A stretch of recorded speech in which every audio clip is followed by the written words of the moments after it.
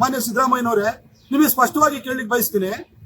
3ನೇ ತಾರೀಕು cricket match ನಡೀತಲ್ಲ, ಸಂಜೆಯಿಂದಲೇ ಬೆಂಗಳೂರಿನಲ್ಲಿ ಬೀದಿಗಳಲ್ಲಿ, MG ರೋಡ್ ನಲ್ಲಿ ಇರ್ಬೋದು, ಎಲ್ಲಾ ಕಡೆನೂ ಕೂಡ ಸಾವಿರಾರು ಜನ ಒಂದೊಂದು ಕಡೆ ಸೇರಿದ್ರು. ಬಿಗ್ ಸ್ಕ್ರೀನ್ ಗಳನ್ನ ಹಾಕಿದ್ರು. ಬೆಳಗಿನ ಜಾವದವರೆಗೂ 4 ಗಂಟೆವರೆಗೂ ಬೆಂಗಳೂರಿನ ಪೊಲೀಸ್ ಕಮಿಷನರ್ ದಯಾನಂದ್ ಅವರು ಇರ್ಬೋದು, ಇಲ್ಲಿನ DCP ಗಳಿರ್ಬೋದು, ಇಲ್ಲಿನ ಪೊಲೀಸ್ ಅಧಿಕಾರಿಗಳಿರ್ಬೋದು, ಇಲ್ಲ ಕಾನ್ಸ್ಟೇಬಲ್ ಇರ್ಬೋದು, ಬೀದಿ ನಿಂತ್ಕೊಂಡು ಒಂದು ಅವಘಡ ಆಗೋದಕ್ಕೆ ಅವಕಾಶ ಮಾಡಿಕೊಟ್ಟಿದ್ದಾರೆ. ಬೆಳಗ್ಗೆ 4 ಗಂಟೆವರೆಗೂ ನಿಂತಿದ್ದಾರೆ. ಅಮಲ್ನಲ್ಲಿದ್ದಂತಹ ಅಭಿಮಾನಿಗಳನ್ನು ಕೂಡ ಕಂಟ್ರೋಲ್ ಮಾಡಿದ್ದಾರೆ. ಪೊಲೀಸರು ಇಡೀ ಬೆಂಗಳೂರಿನಲ್ಲಿ ಸುವ್ಯವಸ್ಥೆಯನ್ನು ಕಾಪಾಡಿದಂತವರಿಗೆ ನಾವು ಅವ್ರಿಗೊಂದು ಮೆಚ್ಚುಗೆ ಸೂಚಿಸಬೇಕು. ಯಾಕಂದ್ರೆ RCB ಕಳೆದ 5 ವರ್ಷಗಳಿಂದ ಮೋಸ್ಟ್ ವ್ಯಾಲ್ಯೂಡ್ ಟೀಮ್. ಅಂದ್ರೆ ಅಭಿಮಾನಿಗಳ ಹುಚ್ಚು ಪ್ರೇಮ, ಅಭಿಮಾನ ಅಷ್ಟಿದೆ.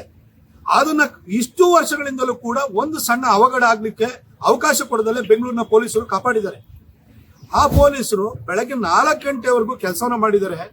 ಮನೆಗೆ ಹೋಗಿ ಒಂದು ರೆಸ್ಟ್ ತೊಗೊಳಕ್ಕಾಗಿಲ್ಲ. ಬೆಳಗ್ಗೆ 8 ಗಂಟೆಗೆ ನೀವು ಟ್ವೀಟ್ ಹಾಕ್ತೀರಿ, ಬನ್ನಿ ಸಂಭ್ರಮಾಚರಣೆಯಲ್ಲಿ ಭಾಗಿಯಾಗಿ ನಾವು ವಿಧಾನಸೌಧ ಎದುರುಗಡೆ ಕೊಟ್ಟು ಬಂದು ಕರೆಸಿ ತಲೆಗೆ ಟೋಪಿ, ಶಾಲು, ಹಾರ ಹಾಕ್ತೀವಿ ಅಂತ ಹೇಳಿ ಕರೆದವ್ರು ನೀವು. ಅದಕ್ಕಿಂತ ಮೊದಲು ನೀವು ಪೊಲೀಸ್ ಕಮಿಷನರ್ನ, DG ಅವ್ರನ್ನ, ಚೀಫ್ ಸೆಕ್ರೆಟರಿ ಯಾಕಂದ್ರೆ ಮೀಟಿಂಗ್ ಮಾಡದಲ್ಲೇ ಇವತ್ತು ತಲೆದಂಡೆ ಯಾರನ್ನ ಮಾಡ್ತಾ ಇದ್ದೀರಿ ಸರ್ ನೀವು?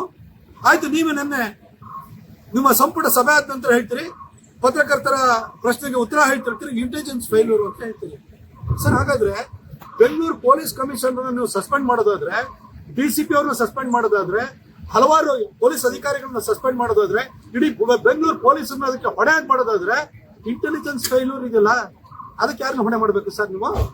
ಪೆಹಲ್ಗಾಮ್ ಅಟ್ಯಾಕ್ ಆದಲ್ಲೂ ಕೂಡ ಇಂಟೆಲಿಜೆನ್ಸ್ ಫೇಲ್ಯೂರ್ ಅಂತಿದ್ರಿ. ಇವತ್ತು ಇಂಟೆಲಿಜೆನ್ಸ್ ಫೇಲ್ಯೂರ್ ಅನ್ನೋದನ್ನ ನನ್ನ ನೀವು ಪತ್ರಿಕಾಗೋಷ್ಠಿ ಒಳಗಡೆ ನೀವು ಒಪ್ಕೊಂಡಿದ್ದೀರಿ. ಇಂಟೆಲಿಜೆನ್ಸ್ ಹೆಡ್ ಅನ್ನು ಯಾಕೆ ಸರ್ ಬಿಟ್ಟಿದ್ರಿ? ನಿಮ್ಮ ಕಾಂಗ್ರೆಸ್ MLA ಗಂಡ ಅಂತ ಬಿಟ್ಟಿದ್ದೀರಿ ನೀವು. ಅಲ್ಲಿ ಪ್ರೊಟೆಕ್ಟ್ ಮಾಡ್ಕೊಳ್ತೀರಿ ನೀವು.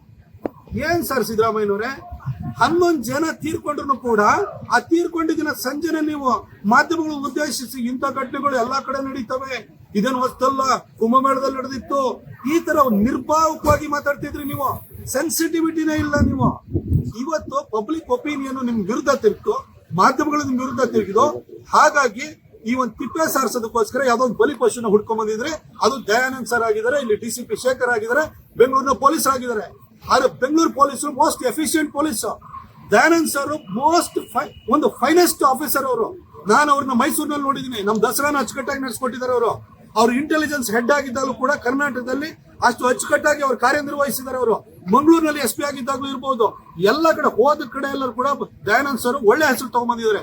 ಒಬ್ಬ ಒಳ್ಳೆ ಅಧಿಕಾರಿಗೆ ಇಷ್ಟು ವರ್ಷದ ಅವರ ಕರಿಯರಿಗೆ, 35-40 ವರ್ಷದ ಕರಿಯರಿಗೆ ಇವತ್ತೊಂದು ಒಂದು ಕಪ್ ಚುಕ್ಕಿನ ನೀವು ಅಂಟಿಸಿದ್ರಲ್ಲ ಸರ್. ಯಾಕೆ? ನಿಮ್ಮನ್ನ ಉಳಿಸ್ಕೊಳ್ಬೇಕು, ನಿಮ್ ಚೇರ್ ಉಳಿಸ್ಕೊಳ್ಬೇಕು. ನೀವ್ ಯಾರು ನೈತಿಕ ಹೊಣೆ ಹೊರಲಿಕ್ಕೆ ರೆಡಿ ಇಲ್ಲ. ಅದಕ್ಕೋಸ್ಕರ ಒಬ್ಬ ಒಳ್ಳೆ ಅಧಿಕಾರಿ ಮೇಲೆ ನೀವು ಇವತ್ತು ಗೂಬೆ ಕೂರಿಸ್ತಿರಲ್ಲ ಸರ್. ಇಷ್ಟು ಮೋದಿ ಅವರದ್ದು ರೋಡ್ ಶೋಗಳು ಎಷ್ಟು ನಡೆದಿದ್ದಾವೆ? ಒಂದರ ಅವಘಡ ಸಂಭವಿಸಿದೆ ಸರ್. ಬೆಂಗಳೂರಿನಲ್ಲಿ ನಿಮ್ಮ ರ್ಯಾಲಿಗಳು ಎಷ್ಟು ನಡೆದಿದ್ದಾವೆ? ಯಾವತ್ತಾದ್ರೂ ಒಂದು ಘಟನೆ, ಸಣ್ಣ ಅಹಿತಕರ ಘಟನೆ ಸಂಭವಿಸಿದೆ ಸರ್? ನಿಮ್ಮ ಪೊಲಿಟಿಷಿಯನ್ಸ್ ಮದುವೆ ಮಾಡ್ಕೊಳ್ತೀರಿ, ಅದಕ್ಕೆ ಬಂದು ಪೊಲೀಸರು ನಿಮ್ಮನ್ನ ಕಾಯ್ಕೊಂಡು ನಿಂತ್ಕೊಂಡಿರ್ತಾರೆ. ನೀವು ಸತ್ತಾಗಲೂ ಕಾಯ್ಕೊಂಡು ನಿಂತಿರ್ತಾರೆ. ನೀವು ನಿಮ್ಮೆಲ್ಲ ಕಾರ್ಯಕ್ರಮಗಳಿಗೆ ಪ್ರೊಟೆಕ್ಷನ್ ಕೊಡೋರು ಅವರು. ಅವರ ಪರ್ಮಿಷನ್ ತಗೊಂಡು ಮಾಡಿದಂತ ಒಂದು ಕಾರ್ಯಕ್ರಮಗಳಲ್ಲಿ ಯಾವ್ದಾದ್ರು ಸಣ್ಣ ಒಂದು ಕಿಂಚಿತ್ತು ಲೋಪ ಆಗಿದೆ ಸರ್? ಅವರ ಕೇಳಲೇ ಇಲ್ಲ, ಅವರ ಅಭಿಪ್ರಾಯ ಕೇಳಲಿಲ್ಲ, ಅವ್ರ ಹತ್ರ ಒಂದು ಮಾಹಿತಿನ ಪಡ್ಕೊಳ್ಳಿಲ್ಲ, ನಿಮಗೆ ಪ್ರಿಪರೇಷನ್ ಗೆ ಎಷ್ಟು ಟೈಮ್ ಬೇಕು ಅಂತಲೂ ಕೇಳಲಿಲ್ಲ. ಆಯ್ತು, RCB ಅವರು ಪ್ರೆಷರ್ ಹಾಕಿದ್ರು ಅಂತ ತಿಳ್ಕೊಳ್ಳಿ. RCB ಅವರ ಪ್ರೆಷರ್ಗೆ ಒಳಗಾಗುವಂತಹ ನಿಮಗೆ ದರ್ದು ನಿಮಗೇನಾಯ್ತು ಸರ್? ನಿಮಗೆ ಅಲ್ಲಿ ಹೋಗಿ ಚಿನ್ನಸ್ವಾಮಿ ಸ್ಟೇಡಿಯಂ ಅಲ್ಲಿ ನಡೆದಂತ ಇದೇ ಒಂದು ಕಾರ್ಯಕ್ರಮನೇ ಗೊತ್ತಿಲ್ಲ ಅಂತ ಹೇಳ್ತೀರಿ. ನಿಮ್ಮ DK ಶಿವಕುಮಾರ್ ಅವರು ಹೋಗಿ ಕಪ್ ಹಿಡಿದು ಎತ್ಕೊಂಡು ನಿಂತಿರೋ ನೋಡಿಲ್ವ ನೀವು?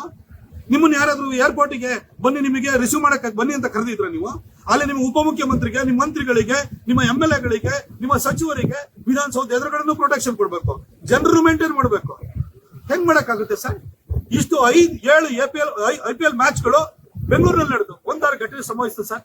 ಇಷ್ಟು ವರ್ಷ ಬೆಂಗಳೂರಿನಲ್ಲಿ T20 ವರ್ಲ್ಡ್ ಕಪ್ ಮ್ಯಾಚ್ಗಳಾಗಿರ್ಬೋದು, ಹಿಂದೆ ಅದು ವರ್ಲ್ಡ್ ಕಪ್ ಕ್ರಿಕೆಟ್ ಮ್ಯಾಚ್ಗಳಾಗಿರ್ಬೋದು, ಇಷ್ಟು ನಡೆದಿದ್ದಾವೆ. ಬೆಂಗಳೂರು ಪೊಲೀಸು ಎಫಿಷಿಯಂಟ್ ಆಗಿ ಕೆಲಸ ಮಾಡಿಲ್ಲ ಸರ್. ಒಬ್ಬ ಪೊಲೀಸ್ ಕಮಿಷನರ್ನ, ಬೆಂಗಳೂರು ಪೊಲೀಸ್ ಕಮಿಷನರ್ ನೀವು ಸಸ್ಪೆನ್ಷನ್ ಮಾಡ್ತೀರಿ ಅಂತಂದ್ರೆ ಇಡೀ ಪೊಲೀಸ್ ಇಲಾಖೆಯ ಮೊರಾಲ್ ಎಲ್ಲಿಗೆ ಹೋಗ್ಬೇಕು ಸರ್? ಈ ಕಾನೂನು ಸುವ್ಯವಸ್ಥೆಯನ್ನು ಕಾಪಾಡೋರು ಅವರು. ಬೆಂಗಳೂರಿನಲ್ಲಿ ಡ್ರಗ್ ಮಾಫಿಯಾ ಇದೆ, ಬೆಂಗಳೂರಿನಲ್ಲಿ ನೈಟ್ ಕ್ಲಬ್ಸ್ ಇದೆ, ಬೆಳಗಿನ ಜಾವದವರೆಗೂ ಕುಡಿತಾರೆ. ಇಂತಹ ಒಂದು ಊರನ್ನ ಇದುವರೆಗೂ ಕಾನೂನು ಸುವ್ಯವಸ್ಥೆನ ಕಾಪಾಡ್ಕೊಂಡು ಬಂದಿದ್ದಾರೆ.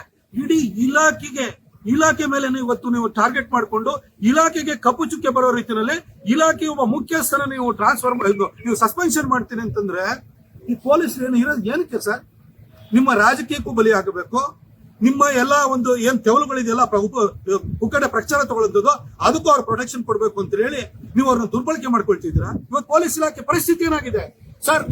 ನಿಮ್ಮ ಎಂ ಎಲ್ ಎಗಳಿರ್ಬೋದು, ನಿಮ್ಮ ಮಂತ್ರಿಗಳಿರ್ಬೋದು, ಮಿನಿಟ್ ತಗೊಳ್ದಲೆ ನಾನು ಕಾಸು ತಗೊಳ್ದಲೆ ಮಿನಿಟ್ ಕೊಡ್ತೀನಿ ಅಂತ ಹೇಳೋದು ಒಬ್ಬನು ತೋರಿಸ್ಬಿಡಿ ಸರ್ ನೋಡೋಣ. ನಿಮ್ಮ ಇಲಾಖೆ ಇವತ್ತು ಪೊಲೀಸ್ ಇಲಾಖೆ ಯಾವ ರೀತಿ ಇವತ್ತು ಕಷ್ಟಕ್ಕೆ ಒಳಗಾಗಿದೆ ಅಂತಂದ್ರೆ, ಒಬ್ಬ ಸಾಮಾನ್ಯ ಅಧಿಕಾರಿನೂ ಕೂಡ ಇವತ್ತು ಅವನಿಗೆ ಕಾಸು ಕೊಡದಲೆ ಅವನಿಗೆ ಟ್ರಾನ್ಸ್ಫರ್ ಆಗಲ್ಲ, ಇಂಥ ಒಂದು ಪರಿಸ್ಥಿತಿ ಇದೆ ಇದು. ಇವತ್ತು ಪೊಲೀಸ್ ಇಲಾಖೆನ ಎಲ್ಲಾ ರೀತಿನಲ್ಲೂ ಕೂಡ ನೀವು ಅವ್ರನ್ನ ಸಂಕಷ್ಟಕ್ಕೆ ಸಿಲುಕಿಸಿದಿರಿ. ಅವ್ರು ಇವತ್ತೇನಂದ್ರೆ 11 ತಿಂಗಳಾದ ಕೂಡ ಎಂ ಎಲ್ ಎಗಳ ಹತ್ರ ರಿನಿವಲ್ ಚಾರ್ಜಸ್ ತಗೊಂಡೋಗಿ ನಿಂತ್ಕೊಳ್ಬೇಕು ಅಂತ ಪರಿಸ್ಥಿತಿ ಇದೆ. ಆದ್ರೂ ಕೂಡ ಪೊಲೀಸ್ ಇಲಾಖೆನ ನೀವು ಟಾರ್ಗೆಟ್ ಮಾಡ್ತೀರಿ, ಬ್ಲೇಮ್ ಮಾಡ್ತಿದ್ರಿ. ಸರ್ ಸಿದ್ದರಾಮಯ್ಯನವರೇ, ನೀವು ಮಾಡಿದಿಲ್ಲ ಇಡೀ ಪೊಲೀಸ್ ಇಲಾಖೆಗೆ, ಕರ್ನಾಟಕ ಪೊಲೀಸ್ ವ್ಯವಸ್ಥೆಗೆ ನೀವು ಮಾಡಿದಂತ ಅಪಚಾರ ಇದು. ನೀವು ನೈತಿಕ ಹೊಣೆ ಹೊರಬೇಕಿತ್ತು. ನೀವು ನಿಮ್ಮ ಯಾರಿಗಾದ್ರೂ ಇದಕ್ಕೆ ಯಾರು ಪರ್ಮಿಷನ್ ಕೊಟ್ಟಿದ್ದಾರೋ ಅಥವಾ ಯಾರು ಇದಕ್ಕೆ ಪೊಲೀಸರ ಅನುಮತಿ ಇಲ್ದಲೆ ಇಂಥ ಒಂದು ಕಾರ್ಯಕ್ರಮ ಮಾಡಿ ಅಂತ ಹೇಳಿದ್ರು ಅವ್ರ ಮೇಲೆ FIR ಹಾಕ್ಬೇಕಿತ್ತು. ಆದ್ರೆ ನೀವು ಮಾಡಿದ್ದೇ ಬೇರೆಲ್ಲ ಸರ್. ಇವತ್ತು ದಯಾನಂದ್ ಸರ್ ಅಂತಹ ಒಬ್ಬ ಫೈನೆಸ್ಟ್ ಪೊಲೀಸ್ ಆಫೀಸರಿಗೆ ಈ ಒಂದು ಸಸ್ಪೆನ್ಷನ್ ನ ಬಳುವಳಿ ಮಾತ್ರ ಅಲ್ಲ, ಇಡೀ ಪೊಲೀಸ್ ಇಲಾಖೆಗೆ ಮಾಡಿದಂತಹ ಅಪಚಾರ ಇದು. ಇದು ಇಡೀ ಪೊಲೀಸ್ ಇಲಾಖೆಯ ಮೊರಾಲ್ ಅನ್ನ ಕುಗ್ಗಿಸುತ್ತದೆ, ಆತ್ಮಸ್ಥೈರ್ಯವನ್ನು ಕುಗ್ಗಿಸುತ್ತದೆ. ಇದು ರಾಜ್ಯದ ಕಾನೂನು ಸುವ್ಯವಸ್ಥೆ ದೃಷ್ಟಿಯಿಂದ ಖಂಡಿತ ಒಳ್ಳೆಯ ಬೆಳವಣಿಗೆ ಅಲ್ಲ.